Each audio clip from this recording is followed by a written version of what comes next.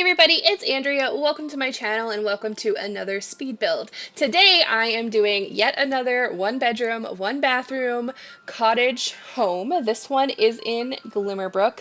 I have no idea what size lot I put it on. I never know these things. I should probably start writing it down. But this one I like to call the Witchy Cottage, and that's what I called it in the gallery. So it is there if you would like to download it. Just keep in mind that I do not build to play in, so it's possible that something might not work, but I also didn't put anything in really weird places. So, you know, who knows? Who knows? But anyway, I just really wanted to build in Glimmerbrook, and I wanted to use some of the Realm of Magic items. I've been going through the entire item catalog trying to remember what's in there because it's been so long since I've really built. We've gotten so many packs since I've kind of went on my break or hiatus or whatever you want to call it, but yeah, so I was going through and I was just like, I want to build with these so bad. So there is a few Realm of Magic things in here. Not too much. Like, I didn't go crazy, I don't think. But I did use the windows, and I love the windows and the doors that came with this pack. They're so whimsical and fun and just, like, right up my alley. Although I really wanted an excuse to use the purple variations with the purple like stained glass and the blues. So beautiful, but not in this build. We will try to do something different. So I don't really know. The inspiration for this house was basically just from my own head. It's got that Victorian like tower, but the rest of it is not very Victorian like, so I don't know. I just tacked on a porch and I was like, okay, well, this is good. This is actually the second iteration of this house. I built one not quite exactly alike, and then I tried to do the floor plan and I tried to put in the stairs and it just didn't work. And I really thought this build needed stairs. Like, I could have put in a ladder and it would have been fine, but I really don't think that would have been good for a house like this. So I had to find a way to put in stairs. Oh, you know what I think the issue was with the first one is that I had the wall height on the middle height, and it made the stairs just too big. Even if I like did like the L stairs or the U or whatever, it just didn't work. So I had to go ahead and make the wall size smaller. I think I did, at least. Maybe I didn't. You know what? I don't know. I think I might be crazy because I used some medium wall height doors. So, you know what? Don't listen to me, okay? And then, so the downstairs is all one room. The upstairs is where the bedroom is, and then there's a bathroom up there as well. So, I didn't know where to put it on the downstairs, or it would have been in the downstairs, but I couldn't figure it out, and I just, honestly, I was kind of, at this point, I just kind of wanted to start furnishing. I didn't want to keep messing around with the floor plan. I also did not cut really anything out of this build when I was editing it. The speed build, or I don't even know what words I'm saying right now. The footage that I got was actually not the worst or choppiest footage I've ever had, and I think that's due to me building it a second time. It really helped. Also, this is my second time doing the voiceover. The first time I was about a third of the way through and my cat jumped up and started making all sorts of ruckus, and normally I just let it go. But this was way too much. There was like, he was trying to get at some Ritz crackers that I had sitting on my desk because apparently he eats Ritz crackers now. Who knew? But yeah, so he keeps trying to come up here, and I think it's because when I talk, because he always wants to come up on my desk when I'm in a meeting for work or when I'm doing voiceovers or when I'm streaming, and I think it's because he hears me talking. That's like the only thing I can think of, because usually all day he's just right behind me on my bed sleeping or whatever. He doesn't really come up and get all up in my face. But I think we're doing the inside. I did do the kitchen. I kind of went with a light color theme. The floor is dark, and I wanted something to contrast. So I did the white cabinets, the white kitchen, the table I put in one with bar stools, and then I actually ended up switching that one back to just a regular table because I liked the way it looked when I did it, and when I came back the next day to finish it, I was like, I hate this. I hate it, so I had to switch it out. And then, yeah, so there's like some Realm of Magic stuff above the stairs. I also put a fountain in the backyard, and and that light fixture. I sized it down one because it is huge, but I was so excited to use that because I think it's really cool looking. Like, it's so impractical to use in most builds, and it actually looks really giant in this house and not really practical here either. But I imagine that the sim that lives here is very quirky, and I'm sure that the locals are suspicious. Oh my god.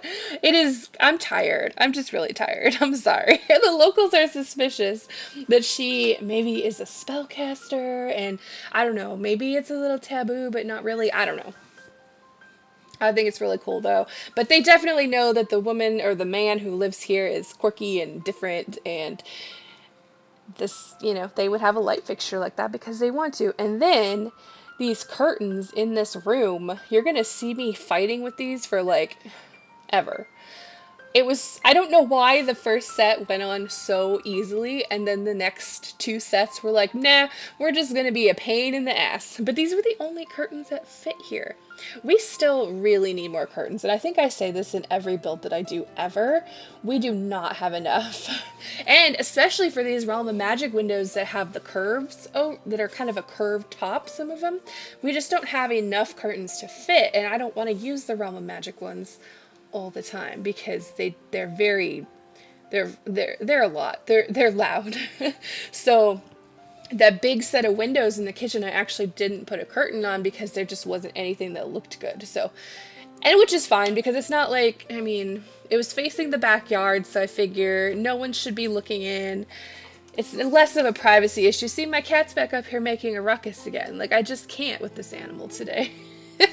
He's going after everything. He just wants to knock everything off my desk. But yeah, so everything is very white. It's a very white room. I mean, they must not have pets or kids because I feel like this would get dirty in an instant. See, I tried to put curtains there and it just didn't work. I cluttered things up a little bit. I didn't go too crazy. Mostly because by this time, but see, the thing with my builds is that when I get towards the end of it, I just kind of get tired of it almost. Like, I just want to be done. So I just put out a few things. I tried my best to make it look nice and not make it look like I just gave up halfway through. I mean, I technically didn't. I did finish the build, but here we go. Also, if anyone has any ideas of other like smallish type builds I could do, you should definitely leave them down below because I am afraid that I'm gonna run out of like ideas and then I'll just like stop making videos, and I don't want that to happen. So I've been going on Pinterest and I've been Googling different architecture styles. Like, I've actually been learning a lot of things, but I'm getting all my inspiration from there. So as long as that holds out, I think I should be good. I have some ideas for my next couple builds. I tried to film an apartment renovation, but it wasn't working for me, but I'll try again later if I get so inspired. I really want a reason to use platforms. I haven't. I've been doing this big modern, or not even modern, contemporary mansion build on Twitch. I've been live streaming it, and I've been using platforms as the roof, and it's so nice to be able to have like a legit flat roof that actually like looks like a roof instead of just like floor tiles or having to use the half walls and fake it. Like, it's so nice. But anyway, now we're upstairs in the bedroom. I went with the pink on this. I just had to add a touch of pink. I just could not let this go without doing that. So yeah, the walls are pink, the bed is pink. I love that chair, and I can't remember what it's from, but I love it. And then of course there's the white furniture. We had to stick with the thing, but there's lots of pictures up here. Maybe, I don't know, I imagine that maybe some of these people in the pictures are like relatives, but they look really old-fashioned, so maybe this is like an immortal sim. Maybe it's a vampire sim living here. Well, they don't have a coffin. I don't know, I guess they don't need a coffin. A vampire sim like trying to blend in and not, let anyone know that they're a vampire, so they move to Glimmerbrook. I don't know. You know what? My imagination could go all freaking day. But yeah, the bedroom is just pretty standard bedroom. I'm trying to think if I forgot anything major in this build. I feel like there's always one thing that I forget. It could be a garbage can. It could be it could just be something random. But I do remember putting in a garbage can, so I think we're good with that. I didn't know what to do with that big blank wall. And I just ended up putting one of the pictures, I think it's the moon phases or something. I ended up putting that there. I think the little tower area is kind of my favorite. I tried to turn it into like a little library type thing, book nook or whatever you want to call it. I added a little seating area outside, and then we're going to get into the landscaping. There's this fountain out there that I absolutely had to have. Like that was that was probably the thing that inspired this build. Is when I was going through the catalog, I was going through the base game, and then I went through each pack and was like just looking at the items and seeing what was there, playing around with color swatches and things like that to see if anything sparked. And that fountain is what did it. And I can't believe I didn't remember that until I saw it, but I just had to use it. I thought it was beautiful. So I did some landscaping behind it. I love these flowers. I'm going to put them out. There they are. The ones, the blue and like the cream colored. I think it came from the Romantic Garden pack, but I think I use those flowers a lot. They're just, I wish I had them in real life. I want a house with those flowers out front, okay? And then I threw the bird bath in the back, but I ended up throwing the front. Oh yeah, I did. I forgot that I put a headstone back there. I don't know who's buried there. Maybe a pet or something, but I also put the ghost gnome and the Grim Reaper gnome. Because, you know, quirky. But anyway, so I repeated some of the same flowers in the front.